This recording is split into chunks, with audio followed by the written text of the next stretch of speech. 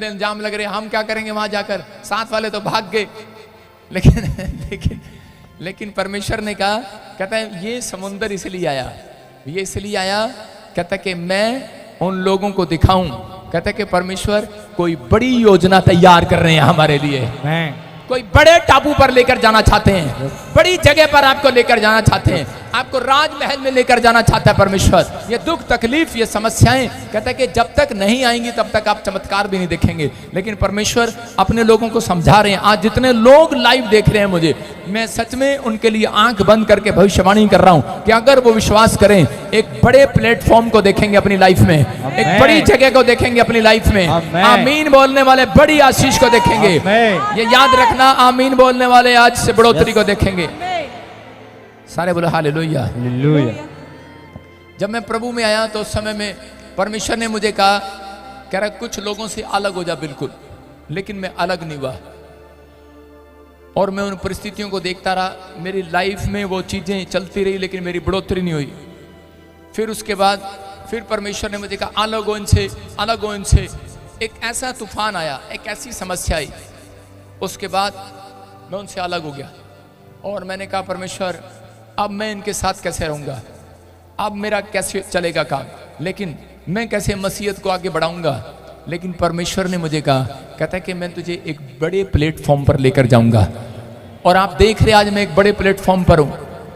आप समझ रहे हैं, परमेश्वर कई बार आपको ऐसी सिचुएशन आने देता है कि ताकि आप लोग, कहता है कि अगर हो सकता है कुछ नहीं हो रहा तो आप घबराएं नहीं, डरे नहीं।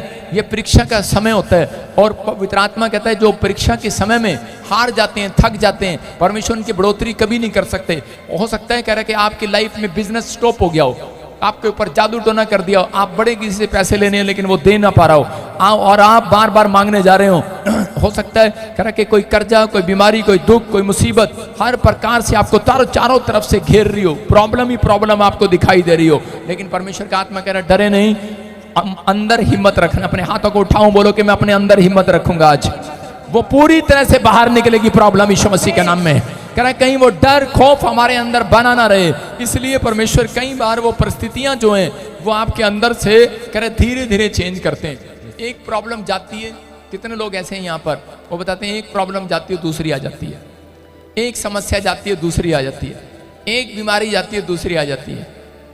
याकूब के साथ ये ऐसा होता था, उसके हालात खराब थे, एक परिस्थितियां जाती थी दूसरी उसके सामने खड़ी हो जाती थी, लेकिन वो हारा नहीं, वो फिर भी परमेश्वर ने बना रहा। उसने कहा परमेश्वर अगर तू मुझे रोटी कपड़ा मकान दे और मेरे सफर में मेरे साथ रहे तो परमेश्वर मैं हर चीज का दशमांश दूंगा। तो इसका मतलब कह रहा याकूब को परमेश्वर पर भरोसा था कि रोटी वो देता है, कपड़ा वो देता है, मकान वो देता है, सफर में वो चलाता है। इसका मतलब कह रहा है कि हम बहुत सारे लोग सिर्फ रोटी के लिए कभी प्रार्थना नहीं करते, और यीशु मसीह ने रोटी तोड़ी और यीशु मसीह ने कहा कि हे मेरे पिता तू जो स्वर्ग में तेरी इच्छा पूरी हो। सारे बोले हालेलुया।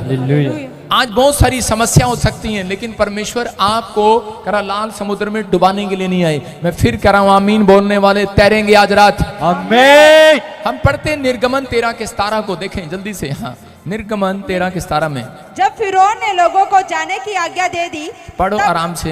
हाँ निकालो सबको। जब फिरौन ने लोगों को जाने की आज्ञा दे दी, तब भले ही फलिस्तियों के देश में होकर जो मार्ग जाता है वह छोटा था, तो भी परमेश्वर ये सोचकर उनको उस मार्ग से नहीं ले गया कि कहीं ऐसा न हो कि जब ये लोग लड़ाई देखें तब पछताकर मिस्र को लौट आए। बोलो हालेलुया। देखो परमेश्वर इजरायलियों के साथ भलाई करना चाहता था, लेकिन इजरायली लोगों को समझ में नहीं आ रहा, क्योंकि वो 430 साल की ऐसी गुलामी में थे। हो सकता है आप में से कोई ऐसी पीड़ा में हो कि उसके ऊपर 4 करोड़ 30 लाख रुपए कर जाओ, 4,30,000 कर जाओ, 40,000 का कर जाओ, या फिर आप कहते हैं कि ऐसी प्रॉब्लम में फंसे हो, कर्जा, बीमारी, समस्या, और आप ऐसे शहर में, ऐसे गांव में रहते हो कि आपके ऊपर कह रहे लोग आपसे नफरत करते हो, और आपको जैसे ही आप मसीहत के बारे में बताते हो और वो आपसे झगड़ा करते हो सकता है कह रहा ऐसी सिचुएशन से देख रहे हो कि आपका पति आपको चर्च आने के लिए रोकता हो, लेकिन उस समय में कह रहे यहाँ पर इजरायली जो थे वो मिस्र के अंदर गुलाम थे, वो 430 साल वो बंदी में थे, और जिस दिन परमेश्वर ने उन्हें छुड़ाया वहां से फिरौन के मन में डाला और उसी समय फिरौन ने आजाद तो कर दिया डर के कारण, क्योंकि परमेश्वर ने उसको बताया था मूसा के द्वारा कि तेरा बच्चा मर जाएगा। पहलौठे बच्चे जब मर गए तो उसी समय उसने अपने लोगों को कहा, कह रहे कि इनके कारण दुख आया, इनके कारण हमारे गांव में श्राप आया, कहता इनको छोड़ दो। और उसी समय जब छोड़ा, लेकिन अंदर से उसने छोड़ा नहीं, उसने कहा कि जाओ इनका पीछा करो और आज रात इन्हें, कहता है कि जहां भी ये जा रहे हैं रास्ते में जंगल में इन्हें खत्म कर दो।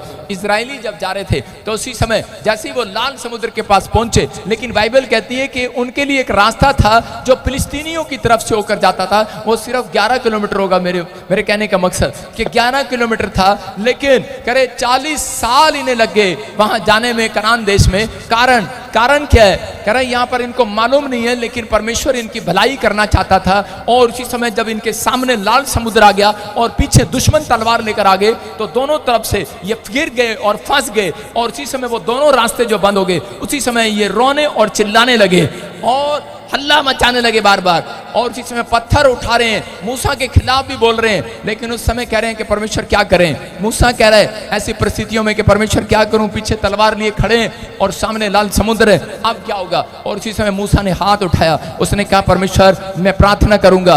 और जैसे उसने प्रार्थना किया, लाल समुद्र के तो भाग हो गए। मैं उन लोगों के लिए कह रहा हूं कि उसी समय इजरायलियों के लिए रास्ता बन गया और वो पारों वो सीधे चले गए। और लेकिन जितने दुश्मन थे वो पानी में। उसी समय जब वो अंदर आए उनका पीछा करते हुए, उन्होंने सोचा शायद ये रास्ता हमारे लिए भी बन गया है। आप सुनना इस मैसेज को, उन्होंने सोचा शायद ये रास्ता हमारे लिए भी बन गया है। और वो उसका पीछा करते हुए मारते हुए जा रहे थे। जब वो बीच में गए तो परमेश्वर ने वो पानी वाली दीवार जो थी समुद्र की, वो बंद कर दी और वो सब के सब मर गए। याद रखना, मैं कह रहा हूं कि जब परमेश्वर आपके लिए खड़ा होगा, हो सकता है आप सालों साल से सह रहे हो सकता है आप सालों साल से आप बेइज्जती बर्दाश्त कर रहे हो, लेकिन याद रखना, अगर आपके पास 1 रुपया ना हो कमाने के लिए, लोग आपका मजाक उड़ा रहे हो, एक भी गवाही नहीं बनी, तेरे बच्चे ने 1 रुपया नहीं भेजा कनाडा से, अमेरिका से, मैं कह रहा हूं जब परमेश्वर खड़ा होगा ना आपके लिए, याद रखना, मैं कह रहा हूं कि वो सारी प्रॉब्लम एक साथ खत्म हो जाएंगी यीशु मसीह के नाम में। सारी समस्याएं एक साथ खत्म हो जाएंगी। ऐसा लाल समुद्र आएगा और ढाप देगा, खत्म कर देगा उसको।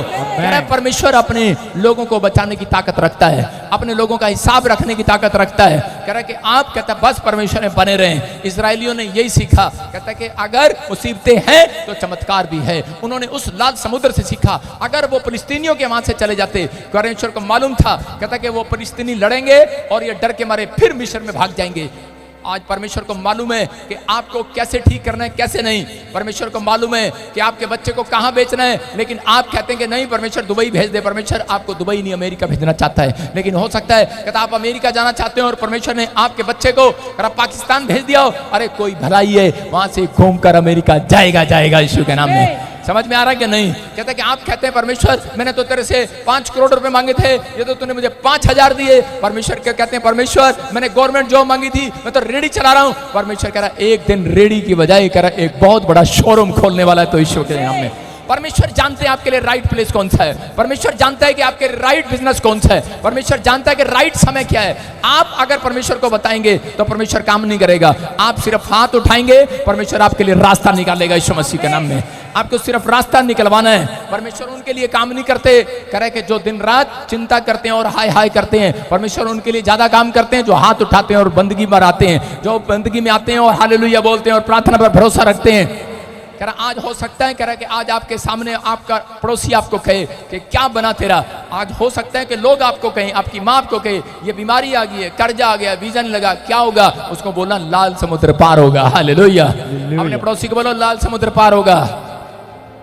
आपके सामने अगर लाल समुद्र आ गया, आज कोई रुकावट कोई परिस्थितियां आ गई हैं, तो याद रखना जिस परमेश्वर ने लाल समुद्र के 2 फाड़ कर दिए, आपकी मुसीबतों के भी 2 फाड़ हो जाएंगे। आज आपके कर्जे के फाड़ होंगे, आपकी हर परिस्थितियों के 2 भाग होंगे। मैं कह रहा हूं 2 भाग होंगे। हालेलुया बोलने वाले आज परमेश्वर का आत्मा बात कर रहा है। कहता है कि परमेश्वर जानते हैं, हो सकता है आपके जीवन में बड़ी से बड़ी तकलीफ हो, समस्या हो, लेकिन परमेश्वर उन समस्याओं में कोई योजना बना रहे हैं आपके लिए।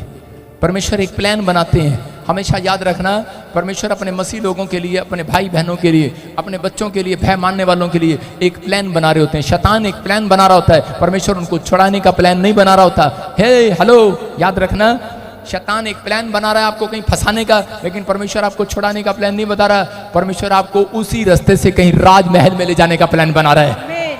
यूसुफ के लिए एक प्लान था। एक लड़की ने उसके ऊपर रानी ने उसके ऊपर इल्जाम लगा दिया। उसने कहा कि इसने मुझे छेड़ा। उसने कहा अच्छा। उसने सब कुछ किया, लेकिन उसी समय उन्होंने उसको जेल में डाला। लेकिन हुआ क्या? पर्चा करा दिया। लेकिन हुआ क्या? यूसुफ सोच रहा था परमेश्वर मुझे छुड़ाएंगे, परमेश्वर मेरी मदद करेंगे, लेकिन नहीं किया। वो कहता ये क्या? लेकिन परमेश्वर ने कहा मैं तुझे छुड़ाने नहीं आया हूं।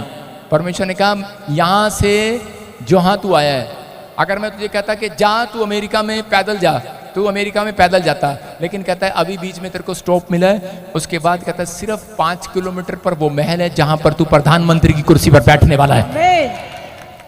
समझ में आया कि नहीं? कहता है कि आपकी लाइफ में कई परिस्थितियां ऐसी आती हैं, हो सकता है आपकी लाइफ में कोई प्रॉब्लम है, कोई कर्ज है, कोई बीमारी है, कोई समस्या है, लेकिन आपको बताना चाहता हूं एक आदमी था, और एक आदमी को परमेश्वर ने कहा कि बेटे कि तू ये यहां से ये जो ऑफिस है ये नौकरी तेरे लिए नहीं है, अपने भाई को दे दे। उसने कहा कि नहीं नहीं नहीं नहीं, ये नौकरी तो मेरी है। दोनों को ऑफर लेटर आया। उसने कहा ऑफर लेटर आया कि भाई आप मतलब किसी कोई भी इसमें से जॉब कर सकता है किसी डैडी की जगह, और लेकिन वो उनको बताया गया, लेकिन वो भाई लड़ रहा है, कहता मुझे चाहिए, वो कहता मुझे चाहिए। लेकिन परमेश्वर ने मसीह का भय मानने वाले व्यक्ति को कहा तो इस जॉब को छोड़ दे और इसको दे दे, लेकिन वो छोड़ नहीं रहा था और वो बड़ा परेशान हो गया। जब परमेश्वर ने क्या दिया तो उसने जॉब को छोड़ दिया। उसने कहा मेरा भाई इस जॉब को ले लेगा। उसने जॉब को दिया, लेकिन वो इतना टेंशन में कहने लगा पता नहीं यार, कहता ये जॉब मेरे से क्यों छुड़ा दी, अब मेरा क्या होगा। प्राइवेट काम करने लगा इधर उधर। उसके भाई ने कार भी ले ली, घर भी ले लिया, लेकिन वो परेशान था, लेकिन वो प्रार्थना करने में भरोसा रखता था। उसने परमेश्वर से प्रार्थना किया। उसने कहा परमेश्वर मदद करे मेरी। जहां वो काम करता था वहां पर वो जो ऑफिसर था वो टिकटें बांटता था एमएलए की। उस वहां पर एक SCBC में टिकट निकली और उसने कहा किसको खड़ा करूं। उसने कहा ये मेरे साथ काम करता है, इसको खड़ा कर देता हूं। उसने उसको खड़ा किया और वो अपने शहर का एमएलए बन गया एक दिन। हालेलुया। और वो परमेश्वर को कह रहा था कि परमेश्वर ये क्या हो रहा है, ये क्या हो रहा है, क्या परिस्थितियां मेरे साथ, क्या हो रहा है मेरे साथ ये। लेकिन उसी समय उनको नहीं मालूम, एक व्यक्ति छत्तीसगढ़ से मेरे पास आया और कहने लगा कि हमें आपका वचन अच्छा लगता है, हमें प्रोफेसी अच्छी लगती है, हमारे लिए भी कोई प्रोफेसी करो। मैंने कहा, वो कह रहे थे हमें गवर्नमेंट जॉब चाहिए, हम एक स्कूल चलाना चाहते हैं, ये करना चाहते हैं। मैंने कहा अभी नहीं होगा, कुछ भी नहीं होगा, अभी जाओ आप एमएलए का इलेक्शन लड़ो और परमेश्वर आशीष देगा। लेकिन उसी समय वो औरत कहने लगी कि हालात इतने खराब हैं, हमें तो रिक्शे पर आने के लिए पैसे भी नहीं हैं, हालात इतने बदतर हो चुके हैं, हम कैसे करेंगे। कहते कि हमारे पास तो कुछ भी नहीं है। कहते कि लोग हमारा पीछा कर रहे हैं और हम अगर मसीह का नाम लेते हैं छत्तीसगढ़ में तो लोग हमारा विरोध करते हैं। मैंने कहा कोई विरोध नहीं करेगा, जा तेरे लिए भविष्यवाणी कर रहा हूँ, तू छत्तीसगढ़ में सबके सामने एमएलए होगी यीशु मसीह के नाम में। और वही औरत एमएलए बन गई। जिस दिन एमएलए बनी वो हैरान थी और मैं भी हैरान था। न्यूज़ चली और उसके चारों तरफ कहने लगी ये प्रॉफिट बजिंदर से ये आशीर्वाद लेकर आई है, ये धर्म बदलने के लिए आई है। परमेश्वर ने उसको कहां से कहां बिठा दिया, आप समझ रहे हैं कि नहीं, कहां से कहां बिठा दिया। वो सोच रही थी कि सिर्फ मैं प्रार्थना कराने के बाद मैं सिर्फ एक छोटा सा धंधा कर लूंगी, मैं बिजनेस कर लूंगा, मैं गवर्नमेंट जॉब में चला जाऊंगा। आज जब आप घर से लड़ाई करते हैं, झगड़ा करते हैं, जब परमेश्वर से नाराज हो जाते हैं, लोग बोलते हैं छोड़ परे, परमेश्वर देता नहीं तो मैं ये काम कर लूंगा, मैं छोटा सा बिजनेस कर लूंगा, मैं वहां चला जाऊंगा, मैं ये कर लूंगा, जो परमेश्वर तेरी मर्जी। ठीक है, शायद आप निराशा में, चिंता में, परेशानियों में, शैतान आपको तकलीफ इसलिए देता है क्योंकि उसको मालूम है इनके अंदर एक पावर करने वाली, चमत्कार करने वाली ताकत इनके अंदर रहती है, आपके अंदर स्टेबल रहती है। स्टेबल वो ताकत जो है वो आपके अंदर प्रार्थना करने वालों के अंदर स्टेबल रहती है। स्टेबल ऐसे अंदर आपका हार्ट ऐसे ऐसे करता है, लेकिन वो ताकत अंदर ऐसे ऐसे कर रही होती है, मुझसे कुछ करा, मेरे से कुछ करा, लेकिन आप उससे कुछ नहीं कर रहे होते, आप खुद अपनी ताकत का इस्तेमाल कर रहे होते हैं। लेकिन परमेश्वर की वो ताकत आपके अंदर है, लेकिन जब आप प्रार्थना करते हैं तब वो ताकत आपको यहाँ नहीं वहां ले जाती है जहां आप सोच में नहीं रहे होते। ये इजरायली क्या सोच रहे थे और परमेश्वर ने उनके लिए क्या कर दिया, उनके लिए चमत्कार कर दिया। मैं कह रहा हूं कि आज आप सोच रहे हो मेरी बैड सिचुएशन है, मसीह लोग कह रहे होंगे मेरे पास घर नहीं है, मेरे पास हरे पैर रखने की जगह नहीं है। एक दिन तुम बादलों में उड़ते हुए जा रहे होंगे, उनको कुचलते हुए, उन प्रॉब्लम को कुचलते हुए हवा में उड़ रहे होंगे। क्या मजाक लग रहा है?